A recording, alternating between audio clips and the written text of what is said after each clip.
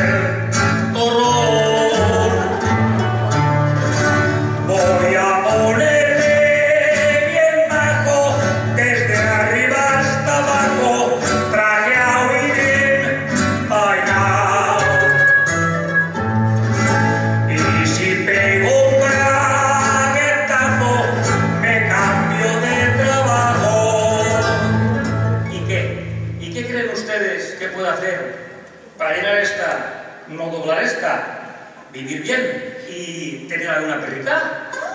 Pues me hago mi